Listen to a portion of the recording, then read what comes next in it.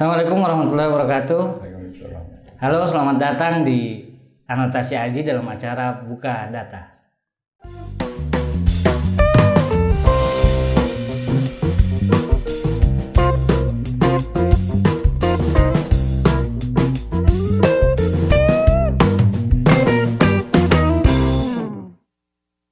Teman-teman sekalian, pada video kali ini kita telah kedatangan tamu yang luar biasa sebenarnya ini. Biasa di luar. Guru saya Iya. dan mentor. Dia banyak memberikan inspirasi lah kepada kita semua.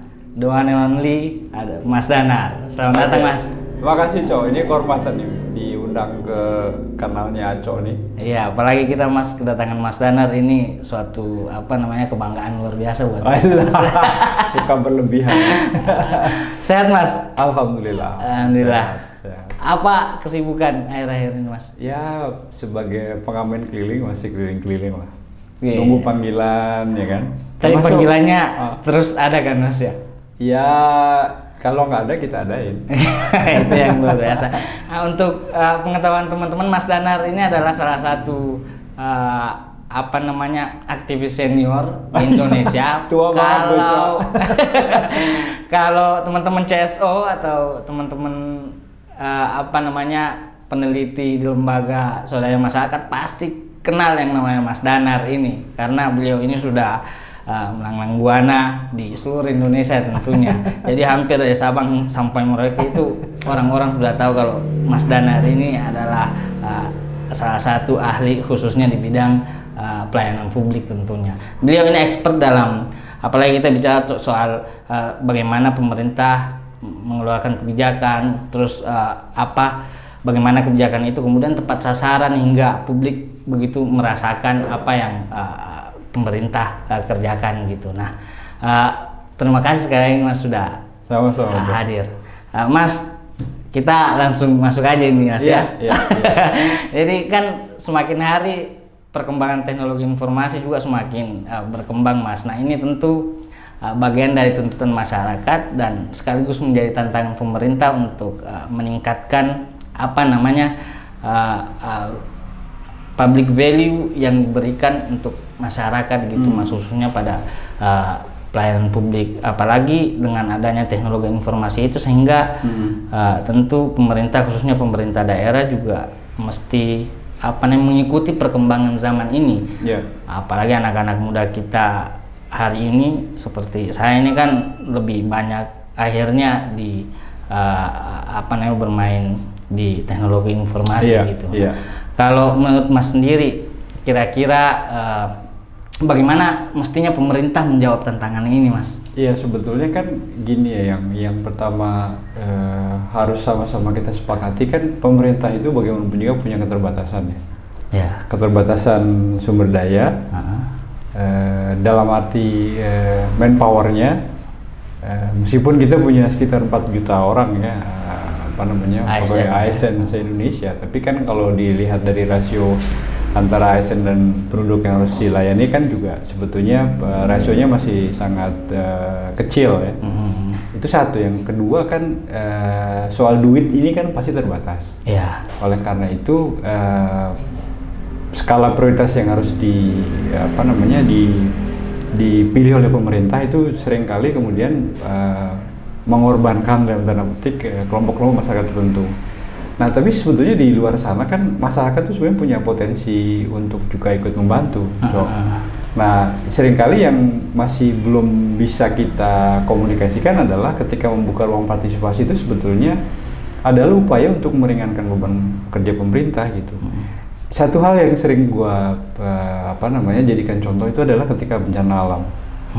Kalau bencana alam, selalu pertanyaannya adalah siapa yang pertama kali datang ke lokasi bencana? Benar. Pasti bukan pemerintah. Relawan. Ya kan? Ya. Dan itu artinya adalah masyarakat. Pemerintah biasanya datang hari kedua atau hari ketiga, karena ada birokrasi yang harus dilalui. Itu bukan hal yang salah, karena memang bagaimana juga pemerintah harus juga tunduk pada mekanisme kerja yang berlaku berdasarkan ketentuan perundang-undangan. Nah, artinya dengan contoh bencana alam ini sebetulnya pemerintah harus lebih membuka diri terhadap partisipasi, atau justru bagaimana caranya agar pemerintah menggali peluang-peluang yang ada di masyarakat itu seluas mungkin. Karena menurut gue itu keniscayaan. Di tengah situasi yang makin kompleks seperti sekarang, itu keterbatasan pemerintah semakin kelihatan. Nah, artinya membuka ruang partisipasi, mengajak serta masyarakat untuk ikut memberikan kontribusi, itu menurut gua sekarang sudah apa ya namanya, sudah menjadi kenyataan di berbagai tempat gitu. Apalagi dengan perkembangan teknologi informasi yang lu bilang barusan. Kalau kita bicara misalnya soal pelayanan publik, standar kualitas layanan itu di generasi yang biasa dengan menggunakan gadget itu kan punya sudah dilayani dengan standar-standar atau kemudian kemudahan yang luar biasa. Contohnya lo mau pesan makan sekarang, lo nggak perlu bangun dari tempat tidur kan? Benar. Lo buka handphone, lo pesan makanan datang, tinggal lo bayar, selesai urusan. Demikian juga dengan lain-lain lain. Nah, realitas seperti ini harus pertama harus disadari oleh pemerintah, yang kedua harus ada upaya yang sungguh-sungguh dari pemerintah untuk mengejar ketertinggalannya dalam tanda petik, lalu kemudian meningkatkan kualitas layanannya seperti yang biasa dinikmati oleh sebagian besar generasi muda sekarang ya, yang memang semuanya interaksi itu dari genggaman.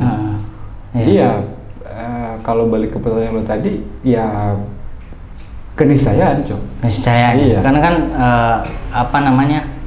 ini kan akhirnya yang paling banyak memberikan layanan yang nyaman itu kan masih sektor private, swasta, ya. Swasta. Nah itu kan bagaimana pemerintah ini mengejar ketertinggalan itu sebenarnya, Mas, kan yang dibangun gitu kan. Caranya kan memang mau nggak mau harus membuka diri. Kolaborasi, kolaborasi, partisipasi gitu. Betul, nggak ada cara lain. Karena kalau ya mungkin lu punya pengalaman juga bagaimana berhubungan dengan birokrasi kan. Dan memberikan satu perspektif yang ada di luar sana itu kan juga bukan perkara yang sederhana dan dalam waktu cepat bisa kita sampaikan gitu, dan mereka bisa memahami gitu. Nah, tapi kalau itu nggak dilakukan, menurut gue ya pasti akan ketergerus oleh perubahan itu sendiri. Ya memang kan kesulitannya sebenarnya begini, Mas, khususnya kalau masyarakat di daerah itu, masyarakat sipil apalagi kalau kita biasanya mencoba untuk partisipasi, membuka ruang-ruang itu biar kita bisa ikut berkontribusi dalam memperlancar atau memperbaiki pelayanan publik, kan ini juga aksesnya cukup tertutup ya. Saya nggak tahu ini disebabkan oleh pengetahuan mungkin, atau memang ini kira-kira faktor apa ya yang kadang kalau menurut gue salah satu bukti bahwa gembar-gembor reformasi birokrasi itu masih sebatas wacana ya, kalau boleh dibilang agak sarkas begitu. Atau kalaupun sudah diimplementasikan itu belum memenuhi tujuan dari reformasi birokrasi itu sendiri.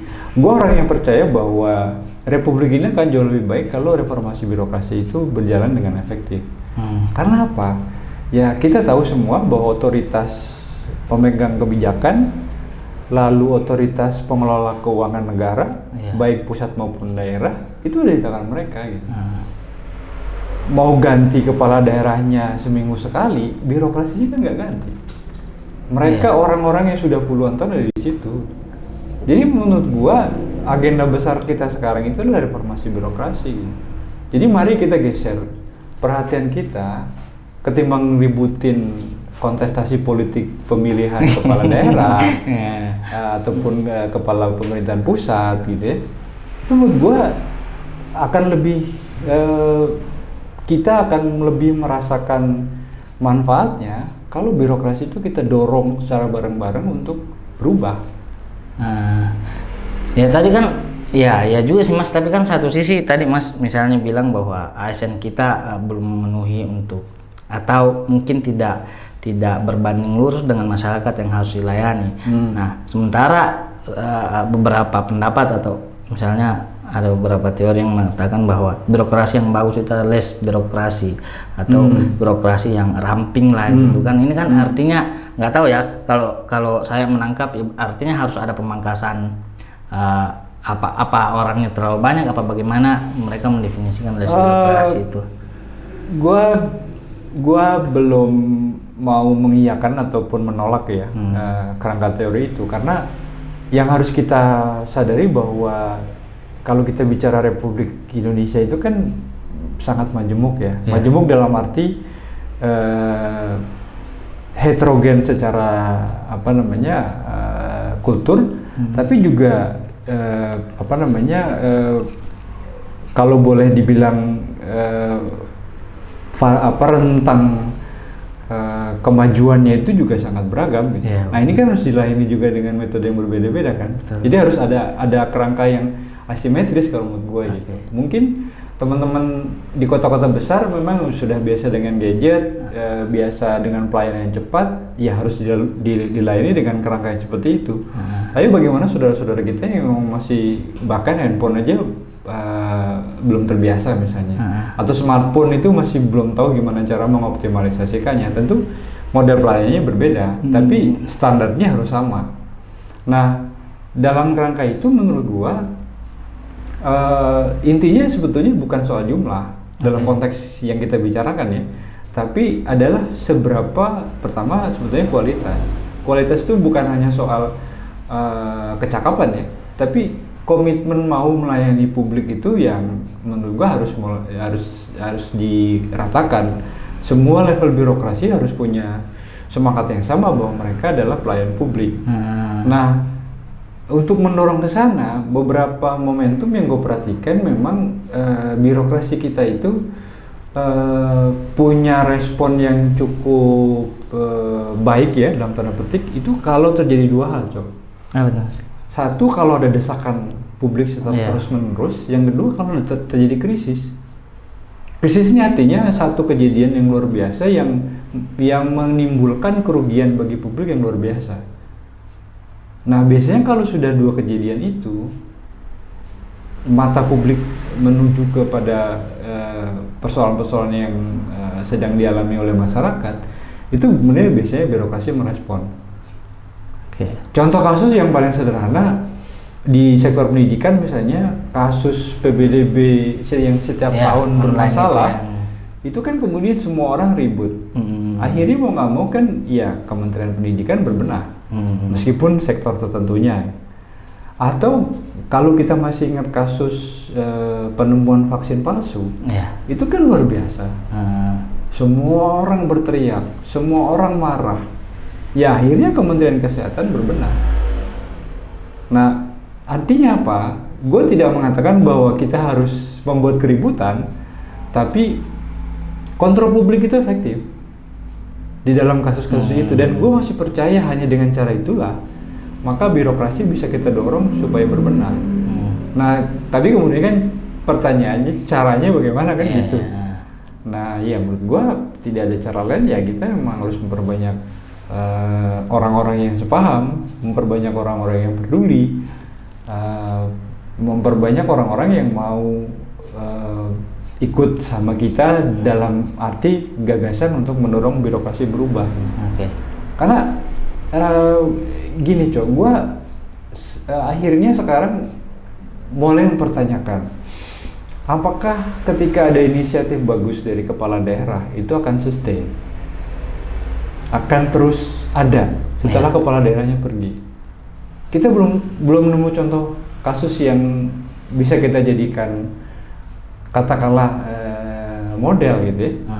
Ya kita bisa runut dari belakang, dari zamannya Bu Rustri Ningsih dulu di Kebumen, kurang apa coba? Pak Gamawan Fauzi dari jadi Bupati Solok waktu itu, inisiatif kan bagus-bagus. Sampai sekarang lah ada Bu Risma di Surabaya gitu ya. Tapi semua pertanyaannya itu bisa sustain atau tidak? Iya. Di situ masih. Kalau Bu Risma pergi dari Surabaya, apakah inisiatif yang sudah dilakukan itu akan jalan terus apa enggak? Gitu. Ya Jakarta lah contoh yang paling dekat sama kita gitu. Ya, ini terlepas dari kita pro dan kontra ya. Iya. Tapi faktanya kesinambungan inisiatif itu memang jadi PR besar menurut gue, baik dari tingkat pusat maupun tingkat daerah. Nah, siapa yang tinggal di situ? Ketika kepala-kepala daerah, kepala-kepala pemerintahan, presiden, gubernur, bupati, wali kota pergi, birokrasi. Yang masih ada di situ birokrasi. Nah, tapi kan kita sekarang lebih asik ya, membuat kalkulasi siapa nih yang punya potensi naik sebagai kepala daerah, baik wali kota. Dan menurut gua sekarang misalnya Tangsel itu kan juga lagi hangat pembicaraan itu gitu. Padahal PR-nya bukan di sana ya. Belum tentu juga misalnya berganti rezim terus lantas lebih baik daripada. Ya itu satu. Ya sebuah pertanyaan yang sering disampaikan ke teman-teman itu kan, apakah kita bisa mengontrol hasil pilkada? Nah juga. Nah tapi yang bisa kita pastikan adalah bagaimana birokrasi itu bekerja dengan baik. Siapapun kepala daerahnya, kan itu. Jadi gua sekarang orang yang termasuk orang yang tidak terlalu berminat untuk ikut riuh rendah gitu ya, kontestasi politik dari mulai presiden sampai wali kota. Gitu. Nah, ada nggak rumusan kira-kira untuk menjaga sustainability-nya tadi itu Mas, misalnya sesuatu yang bagus misalnya harus dijaga. Ya. Sementara kan cuma kalaupun beruntung ya cuma dapat 2 periode misalnya kemungkinan itu. Ya gua secara pribadi masih belum ketemu jawabannya. Gue diskusi dengan banyak kawan, gue diskusi dengan banyak praktisi itu. Ya jawabannya menurut gue masih sebatas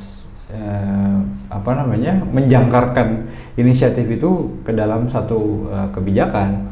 Kalau di daerah jadi perda misalnya gitu. Tapi kan juga kita tahu, kalaupun perda nggak dilaksanakan juga nggak efek juga gitu. Ya kan? Benar. Atau undang-undang sekalipun nggak dilaksanakan juga, kita bisa diskusi semalam suntuk untuk menghitung berapa undang-undang yang nggak dilaksanakan dan sanksinya apa ya. Dan sanksinya juga nggak diberlakukan gitu. Ya, mungkin masyarakat kali yang harus menjaganya Mas ya. Ya menurut gue ya, menurut gue masyarakat. Nah, inisiatif masyarakat untuk, jadi menurut gue sih gimana caranya sekarang kita mulai ajak inisiatif masyarakat itu untuk ngedorong agar terjadi perubahan di birokrasi. Reformasi birokrasi. Memang sudah ada beberapa inisiatif ya, misalnya dengan lelang jabatan. Itu kan tujuan awalnya agar terjadi satu model rekrutmen yang terbuka sehingga orang-orang di luar sana yang punya kapabilitas itu bisa ikut berkontribusi. Ya tapi kita masih belum lihat hasilnya itu optimal.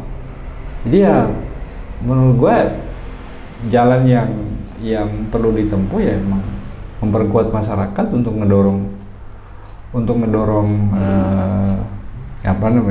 kontrol kepada pelaksanaan pemerintahan.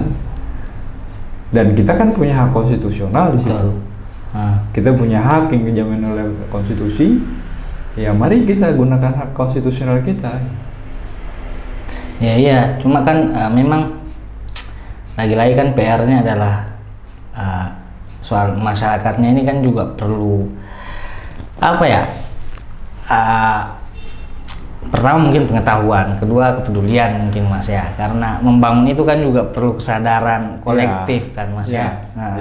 Nah ini kan khususnya CSO daerah itu sulit banget untuk membangun kesadaran kolektif itu.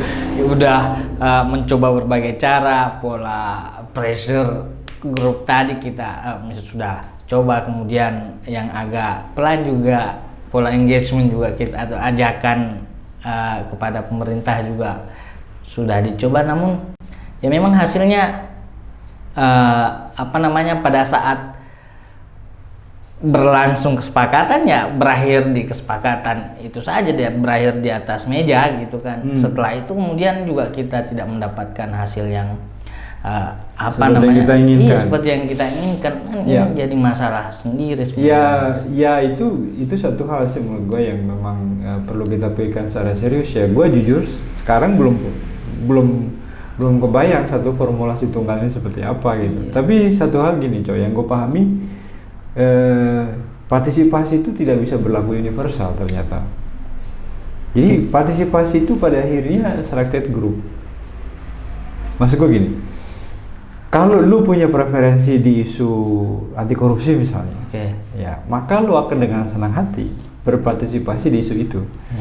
Tapi kelompok masyarakat lain yang tidak terlalu punya preferensi untuk atau punya interest untuk berpartisipasi di isu itu, ya kita nggak bisa paksakan.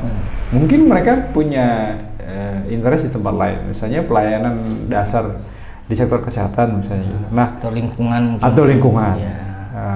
Atau yang lain lah. Nah, jadi memang yang mulai harus kita pikirkan menurut gua gimana caranya mengidentifikasi potensi-potensi kelompok masyarakat ini punya preferensi di isu apa. Itu satu. Yang kedua, ya memang mau nggak mau berpikir keras agar pemerintah mulai membuka ya, membuka satu pintu untuk masyarakat ikut berpartisipasi. Ini kesannya klise, tapi dalam beberapa hal yang coba gue kerjakan, paling tidak dulu sama inisiatifnya Open Government Partnership itu yang OGI, meskipun belum mengembirakan juga sampai sekarang hasilnya, tapi paling tidak beberapa kelompok yang diinisiasi yang memang itu dikumpulkan berdasarkan satu preferensi isu itu masih jalan. Gitu, karena sebetulnya bagi orang-orang yang punya kesamaan interest itu lo nggak usah kasih insentif apa-apa juga akan jalan. Benar. Nah, itu yang mungkin perlu kita temukan. Nah, yang persoalannya kan yang mengkoordinir ini, yang akan menghandle untuk mengklaster tadi orang-orang itu kan juga perlu ada institusi apakah memang harus pemerintah yang harus di sana atau memang gua nggak percaya itu dibebankan ke pemerintahan kemudian jalan ya. Ya kita lah, kita yang nggak punya kerjaan tetap, yang punya keterbatasan waktu gitu ya, dan yang pasti punya concern lah ya, bagaimana situasi terus membaik itu kan. Ya semangat itu menurut gue modal yang luar biasa sih, Cok.